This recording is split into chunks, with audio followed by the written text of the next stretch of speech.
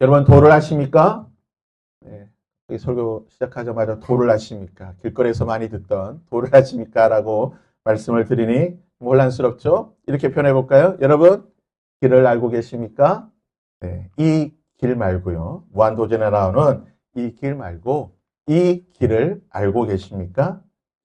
인류 역사는 길의 역사라고 할 수가 있습니다. 길은 단순한 이동 수단이 아니라 생존의 수단이었습니다.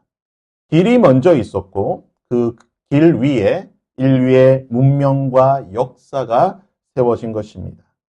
동양과 서양은 아주 대표하는 길이 있는데요.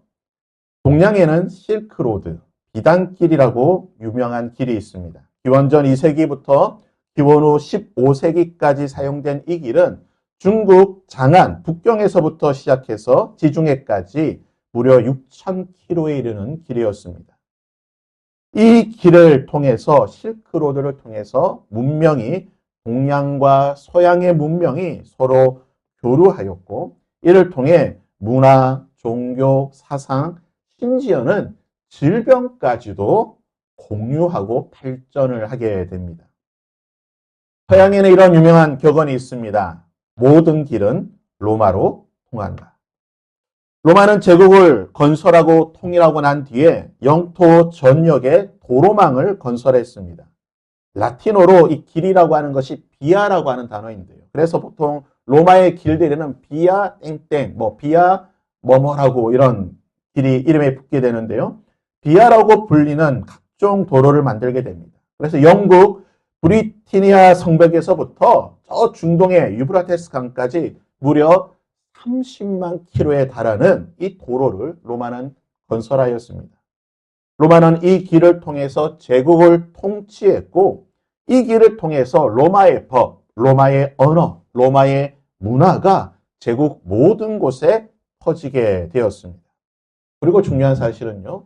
예수 그리스도의 복음이 이 길을 통해 전파되었다는 것입니다. 이처럼 인간은 길을 만들었고 길을 통해 살아왔습니다. 그리고 성경은 최초의 길을 인간이 아닌 하나님께서 만드셨고 그리고 가장 중요한 길도 하나님께서 만드셨으며 그리고 마지막 길도 하나님께서 만드실 것임을 말씀하고 계십니다. 성탄절을 맞아 오늘 말씀을 통해서 우리는 지금 어느 길을 걷고 있고 나는 정말 바른 길을 걷고 있는지 그리고 나와 함께 그 길을 가는 사람은 누구인지 오늘 말씀을 통해 살펴볼 수 있는 저와 여러분이 될 수 있기를 바랍니다. 창세기는 모든 것의 시작의 책입니다. 그래서 인류 최초의 길을 알아보기 위해서는 창세기를 살펴보아야 되는데요. 창세기 1장 2절입니다. 땅이 혼돈하고 공허하며 흑암이 깊음 위에 있고 하나님의 영은 수면 위에 운행하시니라. 우주가 혼돈과 공허와 무질서와 혼란 가운데 있을 때에 하나님께서 길을 만드시고 수면 위를 운행하셨다. 하나님께서 길을 만드시고 운행하셨다라고 말씀하고 계십니다. 하나님은 천지를 창조하시면서 길을 만드신 분입니다. 하나님은 하늘에 해와 달과 별들이 움직이는 길을 만드신 분이십니다. 하나님은 땅과 바다에 그리고 육지에 각종 길들을 만드셔서 각종 짐승과 생물들이 그 길 위에서 움직이며 살아가게 만드셨습니다. 또한 하나님은 동방의 에덴의 동산을 창설하시고 성경을 보게 되면요. 네 강을 만드셨다. 네 강길을 강의 물줄기를 만드시고 물길을 만드셔서 온 땅으로 흐르게 하셨다라고 말씀하고 있습니다. 그리고 하나님께서는요. 인간을 위해 가장 중요한 길을 만드시게 되는데요. 창세기 2장 9절 말씀입니다. 여호와 하나님이 그 땅에서 보기에 아름답고 먹기에 좋은 나무가 나게 하시니 동산 가운데에는 생명나무와 선악을 알게 하는 나무도 있더라. 에덴 동산 한가운데에 그곳으로 향하는 길을 만드셨습니다.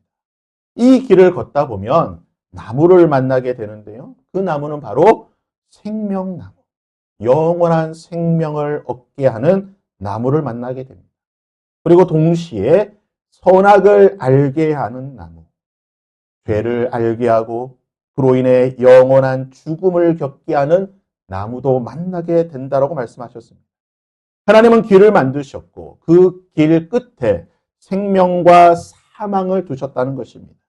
그리고 하나님은 사람이 그 길을 걸어가서 생명을 얻기를, 생명나무 열매 먹기를 원하셨습니다. 그리고 사람은 하나님의 그 소원대로, 그 바람대로 길을 걷게 됩니다. 그런데 문제가 생겼습니다. 그 길에 가장 간교한 뱀이 있었다는 것입니다. 이 히브리어를 보시게 되면 이 간교하다는 단어는 악한 자에게 쓰일 때는 간사하다, 교활하다, 간교하다라는 뜻을 쓰게 되고 지혜로운 사람에게 선한 사람에게 쓰일 때는 지혜롭다라고 하는 단어로 쓰이게 됩니다. 뱀은 마귀였습니다. 이 마귀는 가장 악한 자였고 그는 가장 간사하고 간교한 존재였습니다. 마귀는 길을 걷고 있던 사람 여자에게 다가가 이렇게 말했습니다. 그런데 뱀은 여호와 하나님이 지으신 들짐승 중에 가장 간교하니라.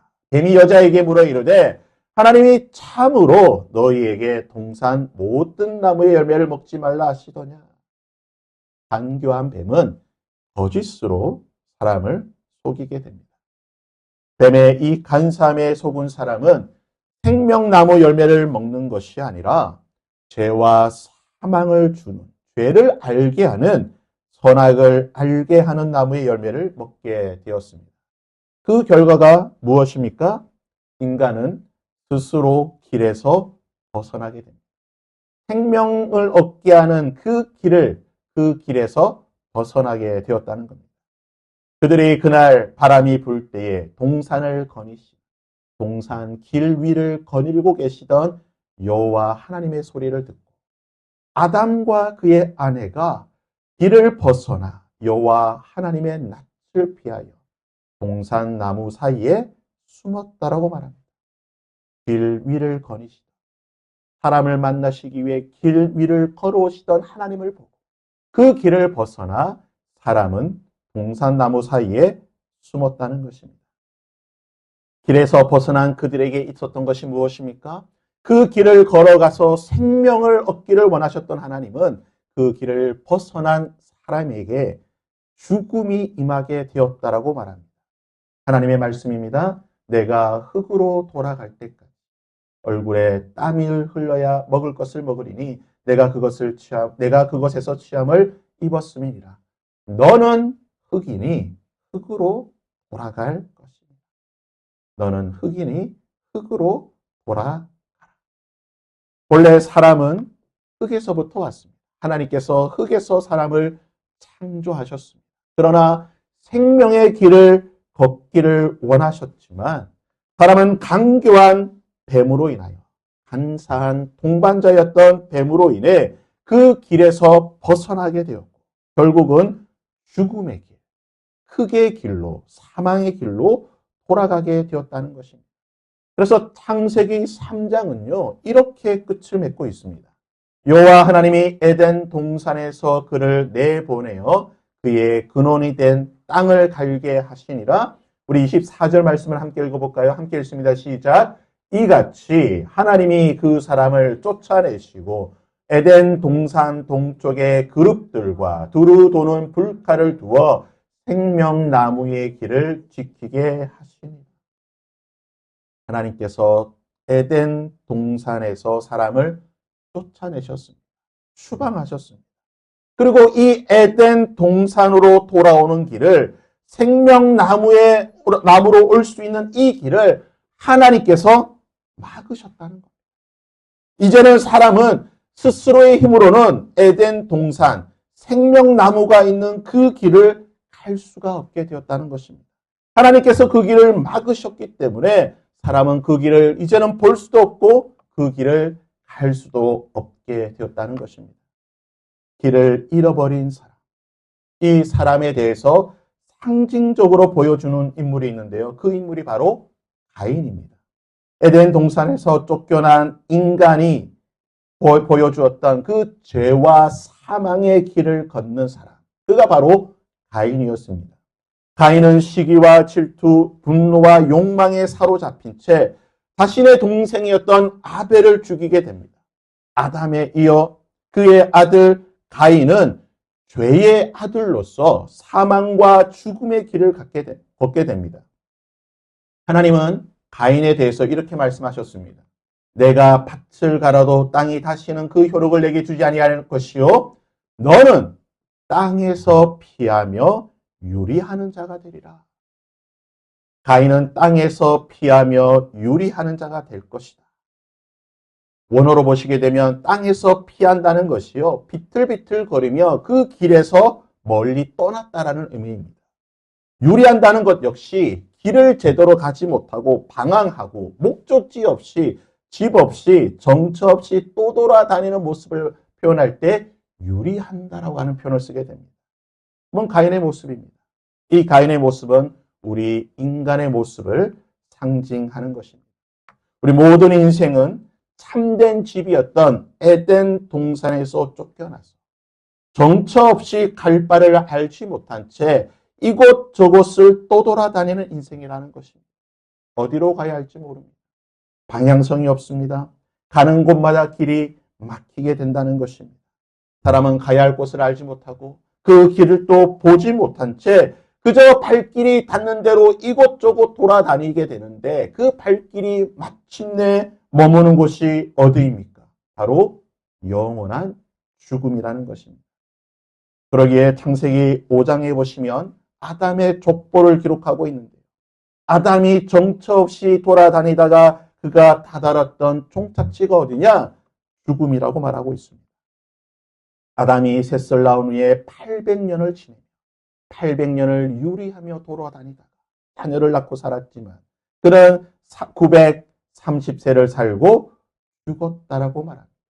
이 아담의 모든 자녀들이 정처 없이 또 돌아다니다가 결국은 죽게 되었다라고 성경은 기록하고 있습니다.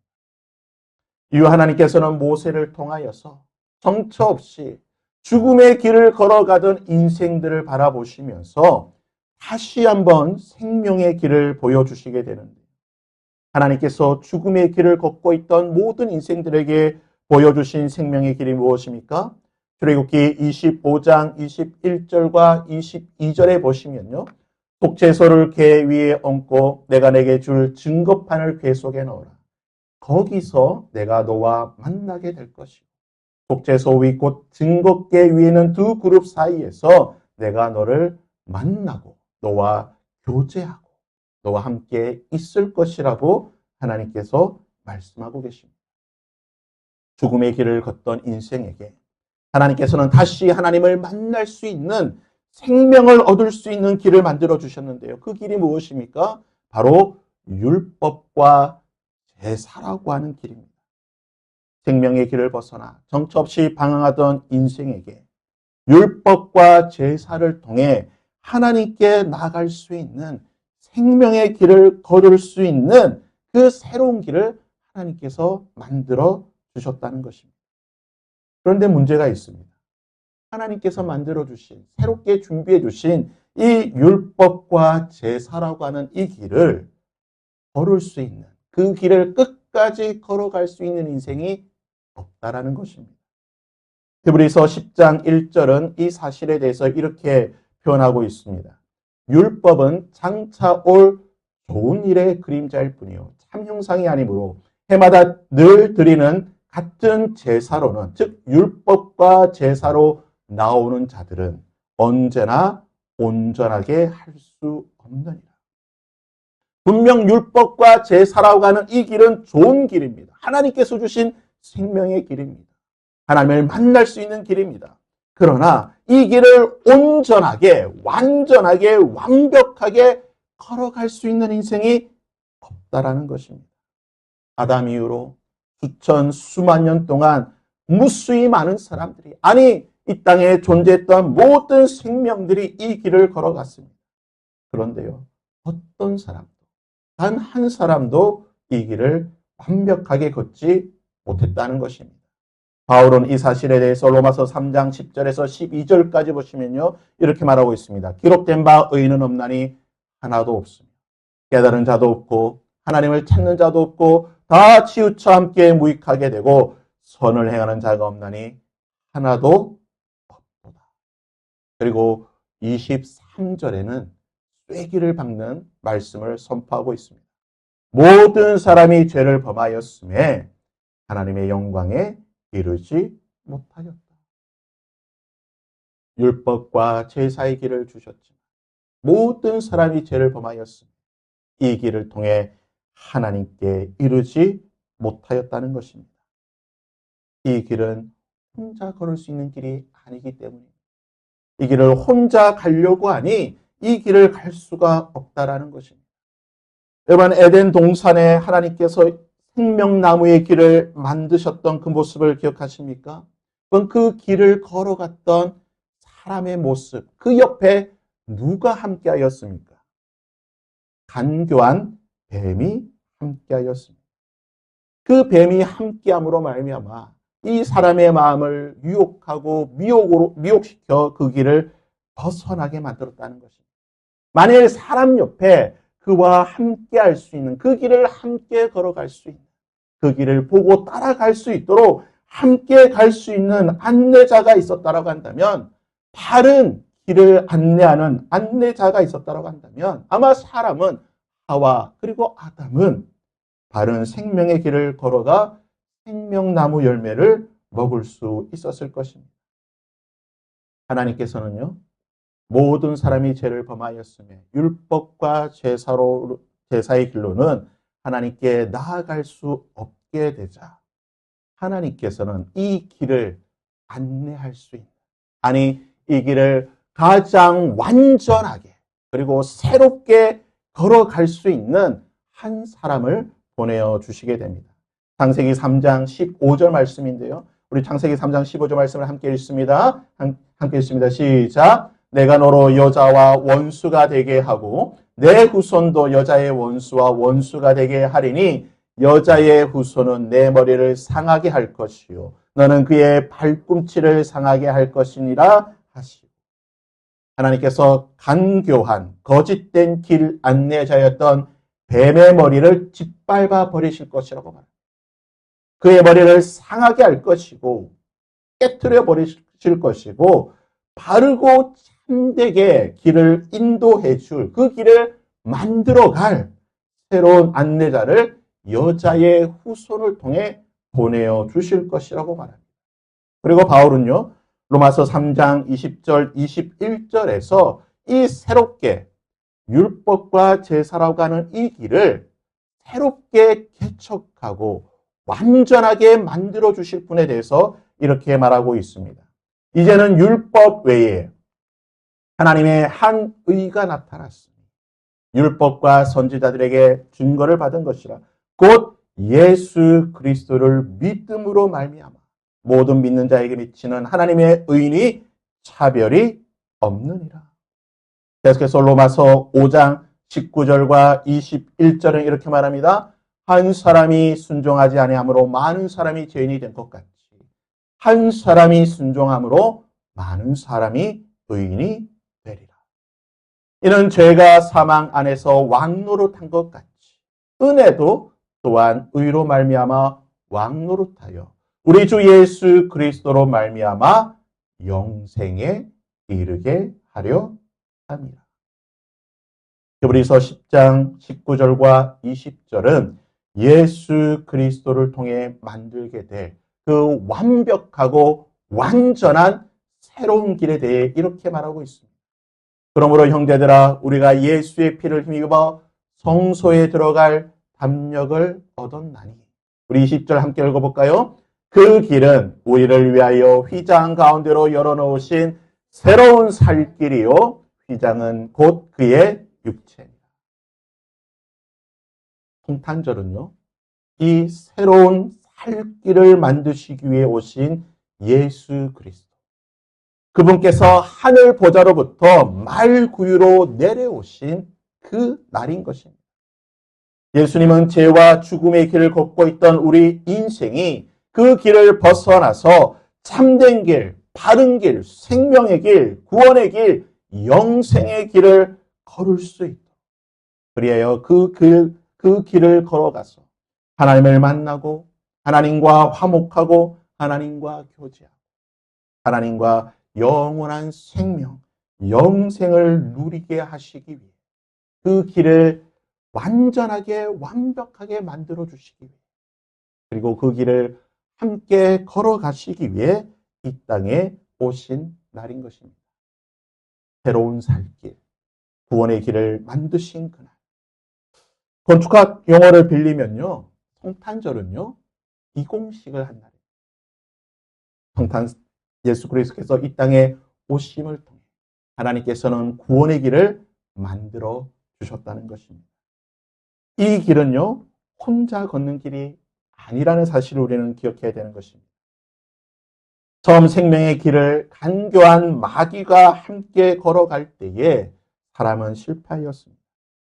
하지만 다시 주어진 이 생명의 길은 간교한 자가 아니라 가장 지혜롭고 가장 선하신 예수 그리스도께서 우리의 보혜사가 되셔서 우리와 함께 걷게 되는 것입니다.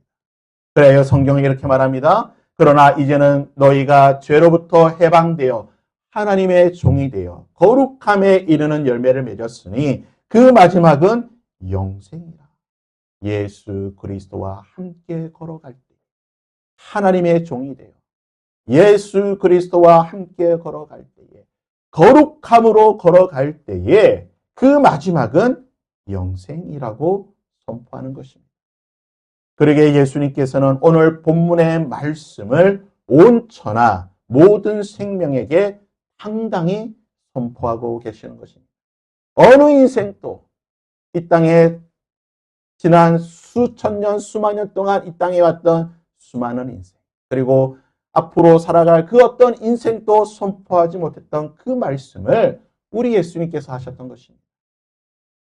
예수께서 이르시되 내가 곧 길이요 진리요 생명이니 나로 말미암지 않고는 아버지께로 올 자가 없느니라. 너희가 나를 알았더라면 내 아버지도 알았으리로다. 이제부터는 너희가 나를 통하여 그를 알았고 나를 통하여 또 보았느니라. 예수 그리스도 그분을 통해 우리는 하나님을 보게 될 것이고 우리는 예수 그리스도를 통해 하나님을 알게 될 것이고 우리는 예수 그리스도 그분을 통해 하나님을 만나게 되는 것입니다. 그런데요, 길과 진리, 생명 되신 예수님께서 2000년 전에 이 땅에 오셔서 이 길을 만드시고 이 길을 완전하게 새로운 살 길로 만드시고 걸어가실 때에 이 길을 준비하는 자, 예비하는 자가 있었다라고 성경은 기록하고 있습니다. 성경은 그의 이름을 세례 요한이라고 말합니다. 세례 요한에 대해 성경은 다음과 같이 설명하고 있는데요. 마가복음 1장 2절에서 4절까지의 말씀입니다. 선지자 이사야의 글에 보라 내가 내 사자를 내 앞에 보내노니 그가 내 길을 준비하리라. 광야에 외치는 자의 소리가 있어 너희는 주의 길을 준비하라. 그가 오실 길을 곱게 하라. 기록된 것과 같이 세례 요한이 광야에 이르러 죄 사함을 받게 하는 회개의 세례를 전파하였습니다. 세례 요한은 길과 진리요 생명 되신 예수 그리스도 그분이 만드실 새로운 살 길을 준비하는 예비하는 자라고 말합니다.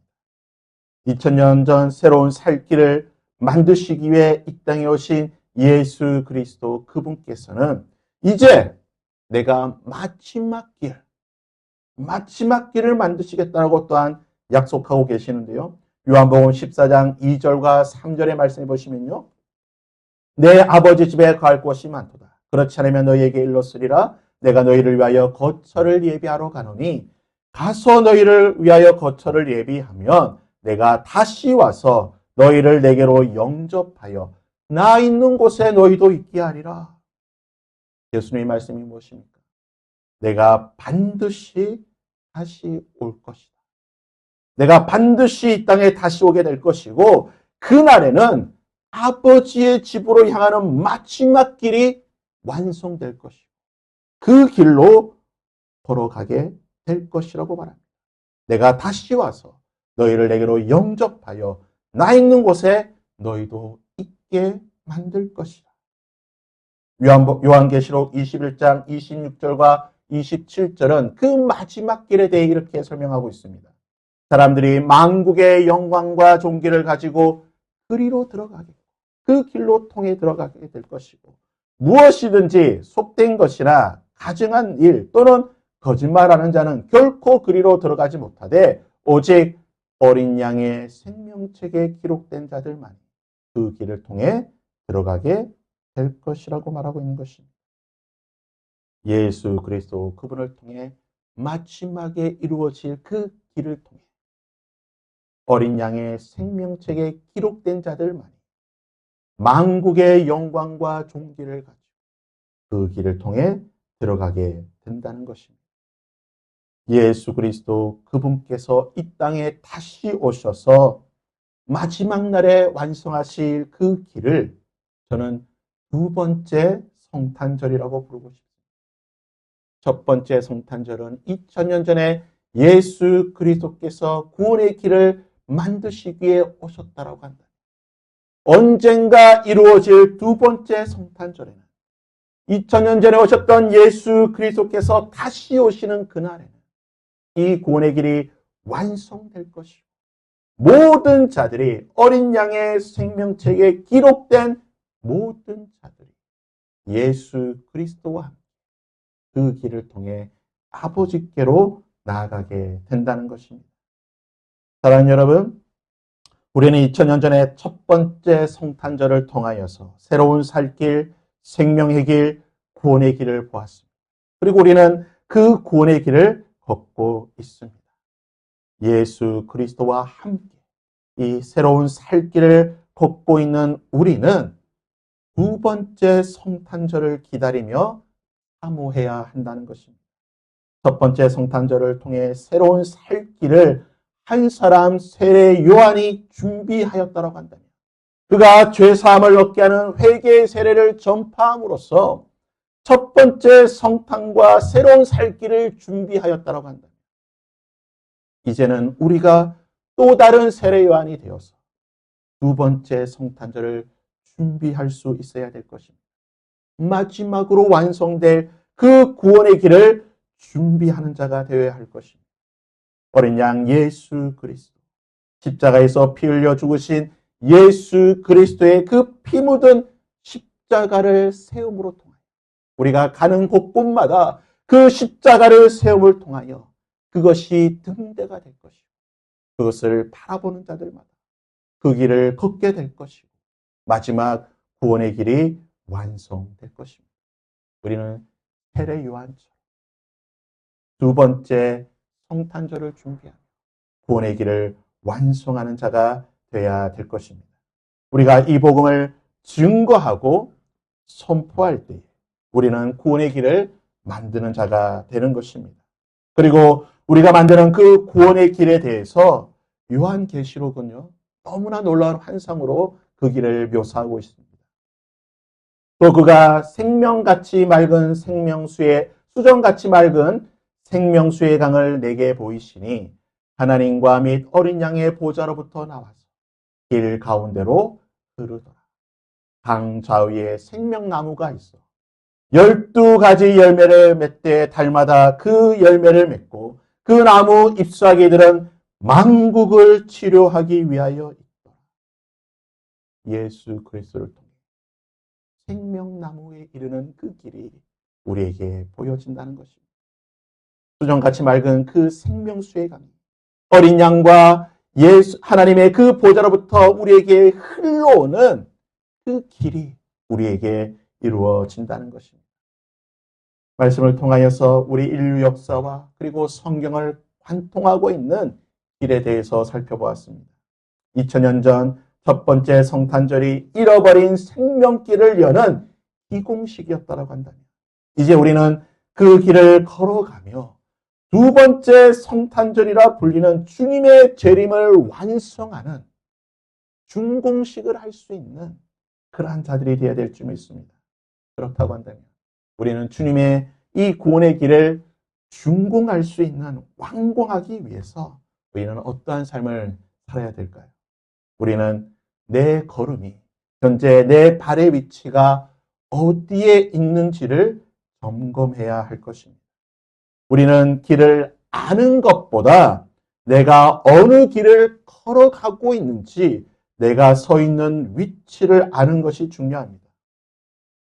혹시 우리가 교회 안에 들어와 있으나 우리의 삶의 현장에서는 여전히 가인처럼 유리하며 방황하고 있지는 않습니다.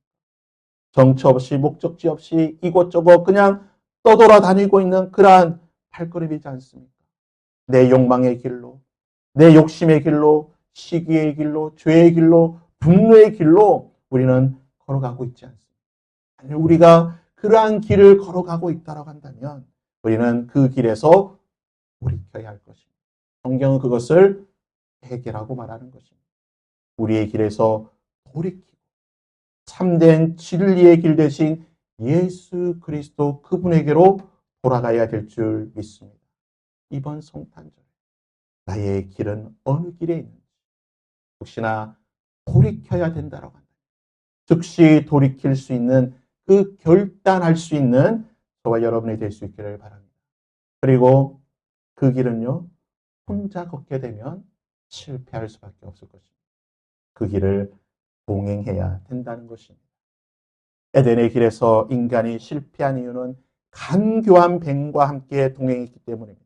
그러나 이제 우리가 그 길을 걸어갈 때 그 길에 안내자가 있습니다. 바로 보혜사 성령 하나님이 우리와 함께 하시는 것입니다. 그 길은 개척된 길이 아닙니다. 그 길은 이미 예수 그리스도께서 만들어 놓으신 길이십니다.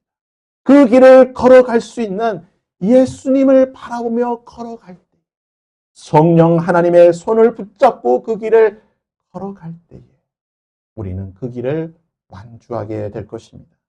매일 아침 하나님의 성령의 은혜를 구하며 그의 인도하심을 구하며 주님 오늘 하루 나의 발걸음을 생명의 길로 인도하여 주옵소서.